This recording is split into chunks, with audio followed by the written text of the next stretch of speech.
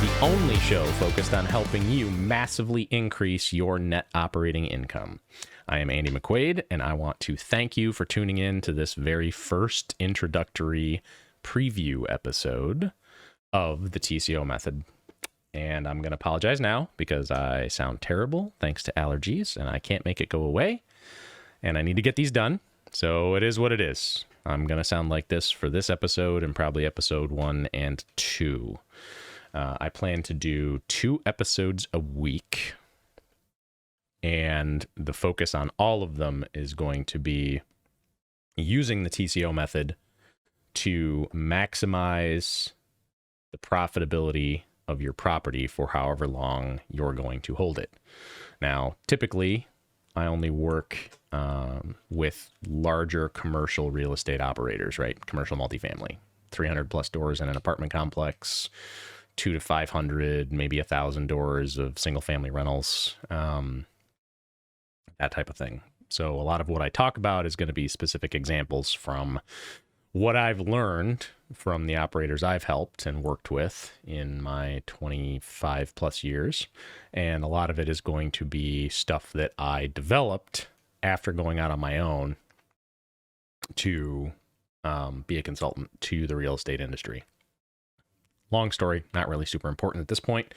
But the long and short of it is this show and all the episodes are going to be focused on real estate investors, owners, and operators of any type of real estate, because most of the principles and ideas and concepts we're going to discuss are going to be focused and can be applied to any type of real estate pretty much anywhere in the United States. There's always going to be the exception, just like there are very specific markets that most investors are comfortable working in because they understand it. That's how this show is going to be presented. I'm very, very comfortable with multifamily operations, but other stuff, I'm going to have guests come in and talk about it.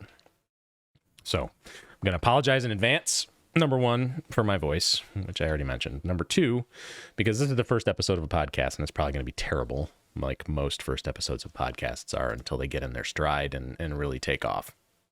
So it's going to be me and my ugly mug for the vast majority of episodes. No co-hosts, no panel discussions, none of that stuff. I'm going to cover different methods to impact your NOI positively on your properties. I'm going to talk about risk management and compliance and green up operations and value add plays. I'm going to talk about numbers, but not so many numbers that it drives everybody crazy and makes your eyes glaze over. I'm not going to do math on the radio. I'm getting ahead of myself. This is a podcast. We're not on the radio. I'm not going to do math, other than some really simple examples to give you the idea of what I'm talking about. I have plans for the first 10 or 12 episodes already laid out, and we're going to be talking about things like decision-making processes, like maintenance operations, like spend now to save later, what I like to call 2 cars, no brains. You have to listen to the episode if you want to actually figure out what 2 cars, no brains is.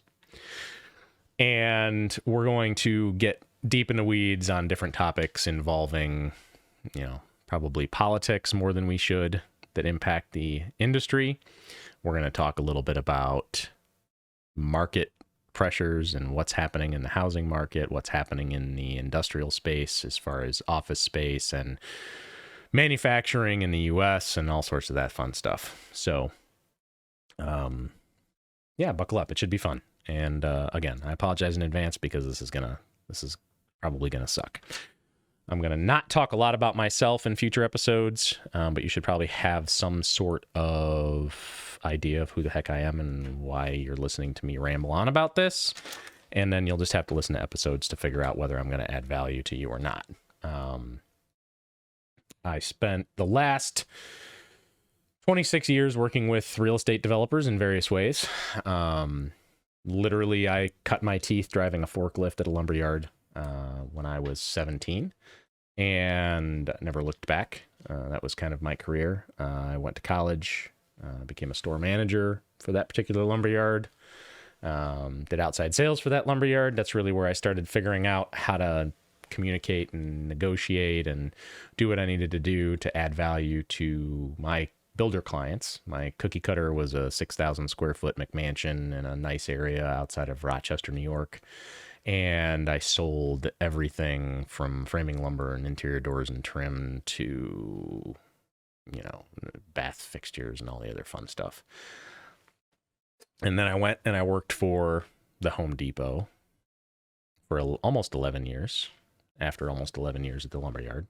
And during that time, I learned a lot about a lot of different things. I went in as a district level manager. I never worked in a store, so don't really have a lot to say about that side of it other than from a top-down management standpoint. But I ran their pro desks from 2007 to 2018. And I went from 7 to 9 to 18 stores in 2 different districts during that period of time. And in the last 3 years, I worked almost exclusively with large multifamily operators with their operations branching into multiple states. I managed all of their purchasing at the Depot, which most people are now going, ugh, crap, I don't want to listen to this guy from Home Depot. Well, Home Depot is not a good answer for most, and I say that with all due respect to people. They do have certain things that they do well, and they have other things that they do terribly, and the terrible in most cases outweighs the good. But it did get me into some very nice C-level offices behind the scenes, looking at books and numbers and how purchasing and operations were working for these companies. And I would literally, towards the end, I would steal good ideas from some of my customers, and I would offer them up to other customers to help them operate their businesses more efficiently and more intelligently in some cases. And that allowed me to build the largest multifamily focused property management portfolio in the United States at the Home Depot. So out of 213 people doing my job at the time, I was number 1 for about 3 years straight. And it was just because I was very, very good at going into these offices and already knowing what their challenges were and what their headaches were, and having ways for them to, reduce their expenses, whether it was less time on maintenance, whether it was less windshield time driving to stores and shopping for their guys, whether it was, less money spent because they're using different products, whether it was capitalizing on making sure that they're getting the correct price on stuff according to the market and getting rebates and discounts. That's how I did it. So all that being said, I only did that until 2018. I left for a year and did some high-end Chi-Chi reclaimed wood stuff with a local vendor here.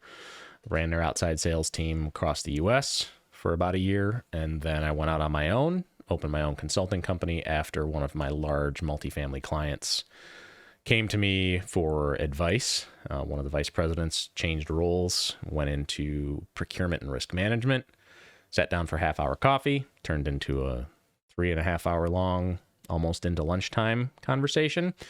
And from there, it became a no-brainer when he said, you should do this full time. And I said, yeah, okay. And 2 weeks later, I opened my own LLC. A month and a half after that, I left my job at the reclaimed wood place and started working for myself, helping property managers. And in the last, 2023? So in the last 4 years, I have, through the TCO method, added over $5 million annually, just hit that number in March, back into my clients' net operating income. Now, I say $5 million annually in additional NOI because the very first customer I worked with in 2019, I only added $85,000 a year, I think, back to their bottom line. $85,000 is nothing to sneeze at. It was a large multifamily complex, but $85,000 was the first, and now I'm up to, after 4 years and a couple dozen clients of doing this type of work for, I've gotten it up to $5 million in NOI, which is essentially like raising your rents by $10 million. Because if we're just going to call your operations are going to eat up 50% of your gross revenue, right? In real estate, in property management. So we're just going to go every dollar saved in NOI is $2 in your top line. Now, here's the key. In commercial multifamily, that $5 million at the cap rates these properties operated or were valued under, it's like $70 million in value added to their properties, which is nothing to sneeze at. It's actually quite significant when you look at it that way. So, there's a bunch of anecdotal stuff on Twitter, on Retwit. If you don't know what Retwit is, you need to get involved. It's just hashtag RETWIT, and it's all commercial real estate and real estate people across the country. There's some people on there who know what they're talking about and others that don't. So, just like anything else, take it with a grain of salt, but it is worth engaging in. And there's been one meme that's been going around recently about, I'll take pets all day long because I can charge them $50 a month times X number of tenants, say 50% of tenants have pets and blah, blah, blah. And, that extra X number of dollars per year actually adds $600,000 to the property value. Pet fees, right? Different ways to add to your NOI. We call that alternative income streams or incidental income streams. And there's a bunch of them out there that we'll talk about throughout the span of this show. Not this particular episode, but going forward, right? This is the preview episode. So we're going to talk a little bit about what we're getting into.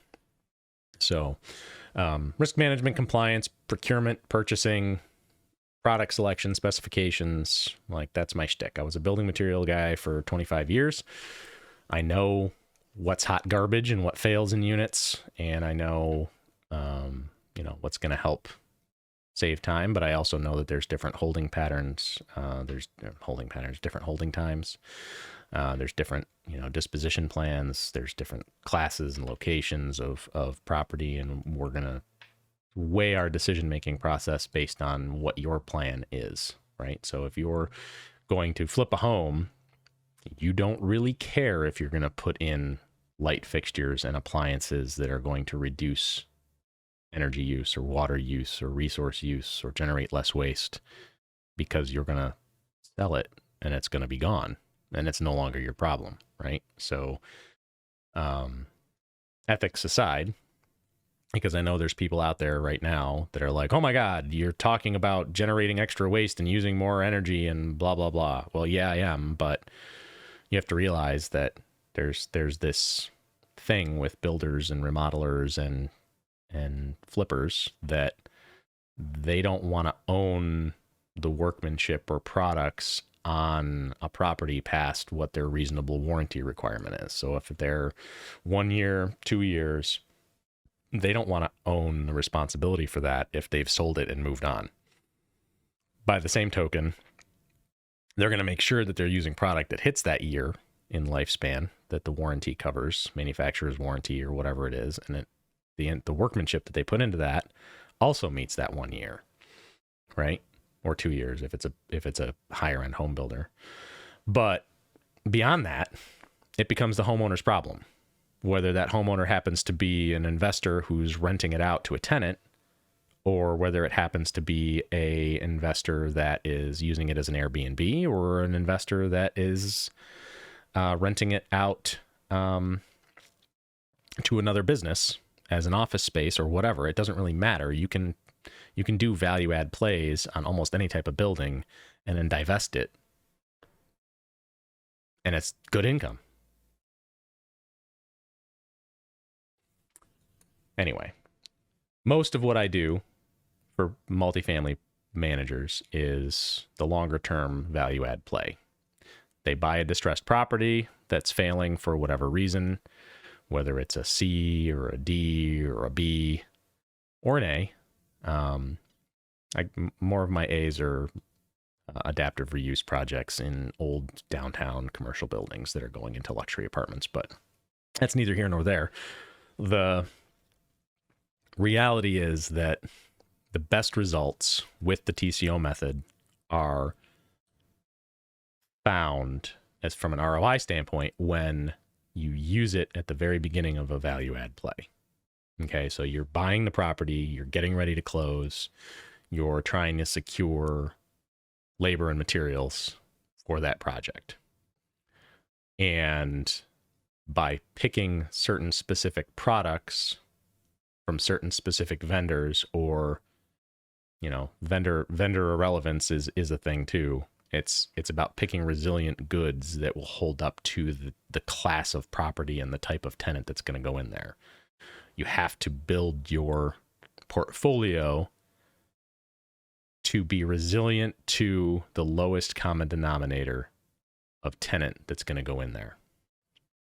So for those of you who've done commercial real estate for a long time, you know what that means when we're talking about something like a dry cleaner. Okay. For somebody who's done commercial multifamily for a long time, you know that means that you're going to be dealing with challenging people, with financial hardship problems, with socioeconomic problems, from disadvantaged communities that don't take the best care of the spaces they live in. And so the challenge becomes, what are you using and what are you doing to make that space as livable as possible for as long as possible, that's resilient enough to take the abuse that is going to get dished out onto it without breaking the bank. Because the only way real estate works for anybody, for the tenants or for the owners and managers, is going to be if it functions for the length of time it needs to function without costing an exorbitant amount of money or creating an unsafe space for the tenant. And it's a tricky balance, and it comes in, like everything I talked about at the beginning comes into that. So there's a compliance play, there's a risk management play, there's a cost avoidance play, there's all of the normal ins and outs of property management from a remodeling standpoint. So you got to find the labor, you got to buy the materials, you got to make sure that supply chain is there, you got to avoid delays, you've got to make sure that the quality of workmanship is going to be good, you've got to make sure that the products you're using match the local comps for that class of property, you've got to make sure that you're not going to break the bank and make it so you have to hold that property for longer or charge an exorbitant rent to make the numbers work. So there's a lot of pieces that have to go into the puzzle, but it's always easier to put the TCO method into place and get it working when the acquisition is made to the property on a value add play. It's not the only place you can use it. I have plenty of customers who have adopted it and put product standards and specifics in place in order to drive value to their property, to minimize the long-term costs of doing business by managing or owning that property. Doesn't work for everybody. There's going to be people who are listening to me right now who are tuning out because they don't want somebody telling them how to run their business. That's fine. I welcome feedback. I welcome opinions. You can email the show at podcast@tcomethod.com. You can email me at andy@andymcquade.com. We'll get to your questions one way or the other. But if you're going to email me and tell me I'm completely wrong, back it up. Give me facts, give me examples. Don't just tell me. If you write to me and you say something like, I've been doing this for 20 years, and why should I listen to you? I started in this industry when you were in diapers. I don't care. Okay? That's literally like, I'm going to completely ignore anything you say from there because you are an uncoachable person who's not open to constructive criticism, and it completely discounts anything you might say from that point forward. Ego has no place in business operations. This is a numbers game. It either works or it doesn't. You can have favorite people, you can have favorite vendors, you can have favorite products, you can have ways of doing things that have worked for you for 20-something years. But if there's a better way, and it's been proven to be better, and you're not doing it because you like the old way, and you're okay with lighting your money on fire, then this show is not for you. That's just the way it is. If you're going to burn money, that's your problem. If you want to waste time listening to me as you're burning money because you're not going to do or use any of the ideas that I put on this show, then I literally cannot help you, and I'm not really interested in discussing it. You want to email, ask questions, clarify, tell me I'm a moron, call me names, you can do that. I don't care, okay? Like, it's completely freaking irrelevant. Now, that being said, some other just qualifiers, right? Back to where I'm at and what I'm doing and why I'm doing what I'm doing. So, in my career, I've worked on, impacted, managed, sold product to, touched in some way, influenced in some way, over 150,000 units, doors, apartments, whatever you want to call them, in 29 states and 3 countries, okay? And it could have been I sold the flooring that went into that. It could have been I set the specifications for the products and the appliances. It could be any number of things.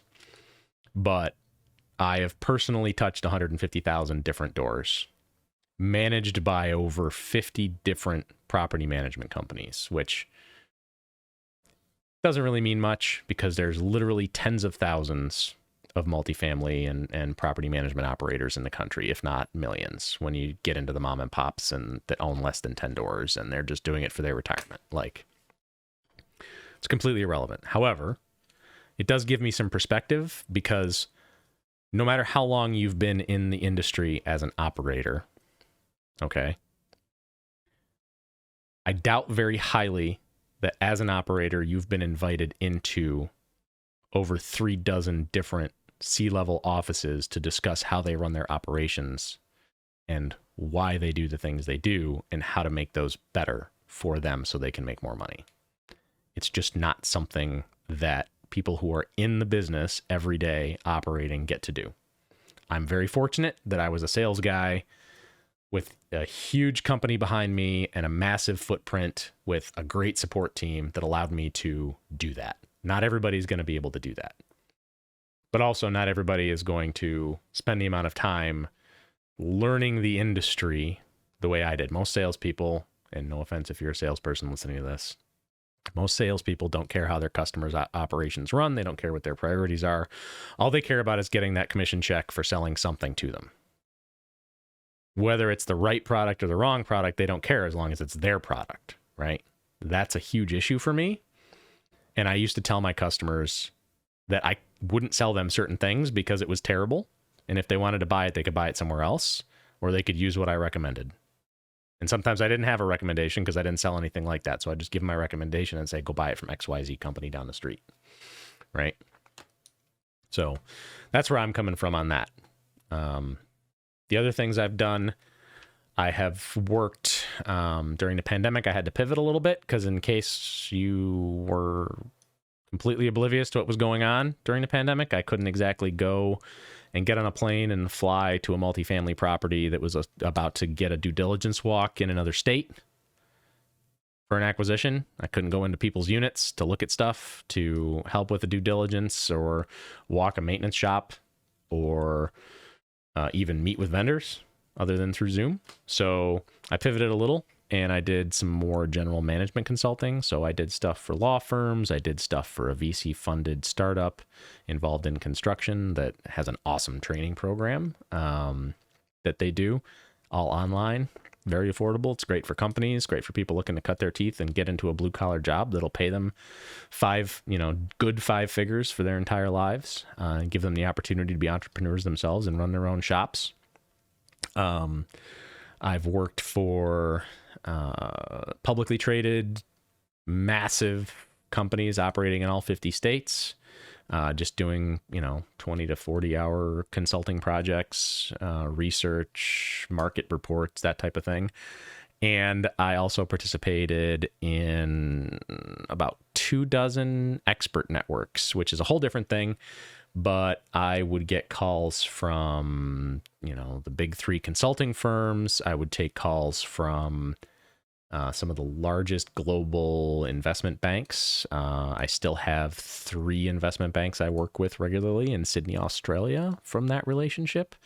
I have, several dozen large corporate clients that would call me to pick my brains on certain aspects of either the real estate industry, the building materials industry, asking questions how to get into big box retail like Home Depot, et cetera, et cetera. So I've done a bunch of different stuff. Most of it has been in the real estate and construction realm. Very little have I done outside of that from a consulting standpoint. That being said, every single client that I have worked with has serviced, property management and real estate clients in some form. The law firm that I worked for, I helped them with a change management and an operational plan, and they have a very strong real estate representation, office, where they help with everything from evictions to lease generation and all the other fun stuff. So I like to network. I like to work with companies that are in the industry. My plan is on this podcast that we will have guests, not in every episode, but in a few episodes, covering specific things that I am not an expert in, right? I'm here to help the listeners of this program create NOI, right? Whether it's by adding things that add NOI from a incidental income perspective, or whether it's a play to add NOI by reducing costs, whether it's a play to keep more of the money they make by reducing tax burdens. All those things are going to be discussed. We'll have guests on that specialize in that. Just like in my consulting firm, I don't do things that I'm not qualified to do. I bring in partners to help manage that. So I have people who do, and I talk to people pretty regularly who do cost segregation. If you're listening to this and you're a CPA and you tell your people that cost segregation is a scam and it's not worth doing, you can leave. Turn the radio off and delete this podcast. By the way, I'm very opinionated and I don't really care what anybody thinks or says. It's a huge value add play right now, especially with bonus depreciation, to be getting into and making sure that you are doing everything you need to do for cost segregation. It is a interest-free loan. Even if you're planning on selling the property, even if you're planning on holding that property for 30 years, it doesn't matter. Things happen. Take the free loan.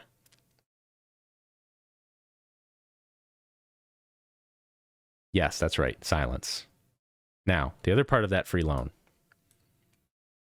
If you do it correctly, you can get 32 or 33%.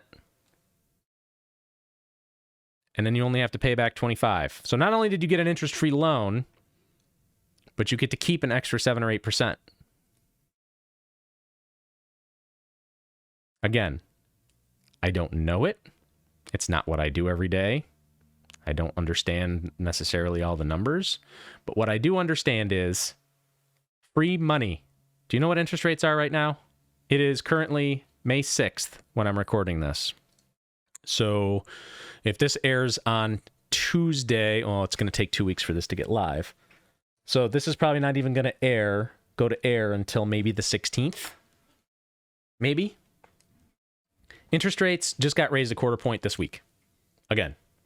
Right? So people are looking at 7% interest on most loans, whether it's a, FHA or whatever. Now, 7%, I'm not a, oh my God, interest rates need to be zero guy. Interest rates need to be wherever they need to be to prevent stupid inflation. The end. And I'm sure I'll talk about that. This show is going to be opinion, politics, operational, all things that affect your business and the NOI that you can generate in your business. So we're going to talk a little bit about that. But if you can get an interest-free loan, do it. For the love of God, what can you scale with that money? Put the money into something. Use it to grow your business. Don't just sit on it. It's like a tax break. I get it. Take that cash. If it's a rebate, take that cash. If it's just stuff you're saving that you were going to pay, and put it somewhere. Put it to work. Even if you're just going to do a loan to somebody, right? You're going to invest in a project as an LP, and you're just going to give them cash. You're going to get 12 to 14% right now. And you're going to get it back in a year or two.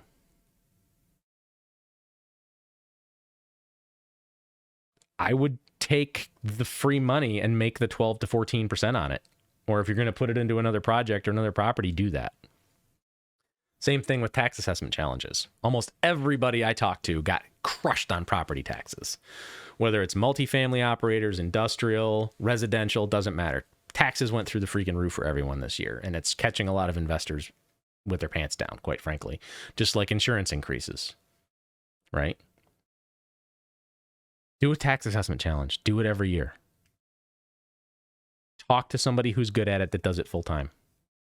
They know how to talk to the assessors and get it done, and get it done in a way that's ethical and legal and that benefits your property and keeps your expenses under control. Same thing when we're talking about insurance. A lot of what I do is not for insurance companies. It's for only the owners and operators. I don't sell products. I don't sell services. Other than my own service, I don't swing a hammer, right? I do stuff specifically to maximize NOI and to do procurement operations for property management firms, because they're very closely related, and we'll get into that further down the road. But the long and short of it is, there are things you can do now from a risk management compliance standpoint that, with the right underwriting for the insurance for your property, can reduce your bills. Well, how does that work? Why is that? Well, it's simple. It's like when you're looking, if you're not in the industry and you're looking at it from a homeowner perspective, it's like when they give you a discount for having deadbolts on every door coming into your house. They give you a credit because something's been done that they think is correct, that reduces risk. The same thing with, having smoke detectors in your house. The same thing with having a sprinkler system in your commercial space, in your office, whatever it may be. The same thing with, if you have, whatever it is, a sump pump with a backup. If you have, an emergency generator, any of the things that an insurance company will discount your rate for, there are ways where commercial insurance underwriters can duplicate some of that to an extent for multifamily, for industrial, for office, for hospitality. You just have to have the right stuff in place and be able to show them that it's working in a way that reduces your risk, in turn reducing their risk.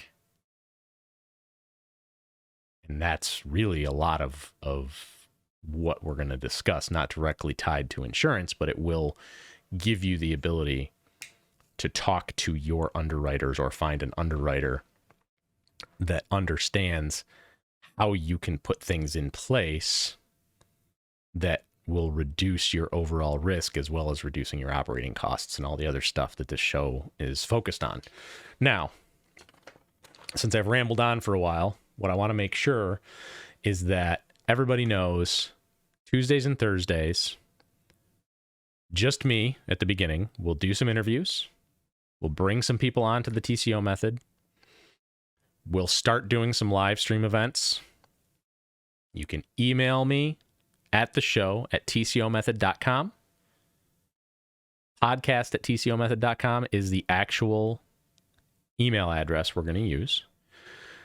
Or you can email me at andy@andymcquade.com. But if it's podcast related, I'd rather have you go there. And I just want to thank you very much for tuning in for this first episode of me rambling on like a moron for 35 minutes and 12 seconds. And I look forward to you coming and dropping me a line and letting me know what you think, what ideas you have.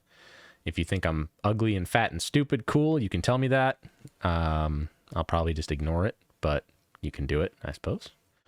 And I apologize again for this show probably being terrible. But the next show, we're going to talk less about me and more about you and all of your operations and how you're doing and how you're seeing the market go. Episode 1, because this is episode 0, by the way. Episode 1 is going to be called 2 Cars, No Brains. So hang out. I look forward to this journey.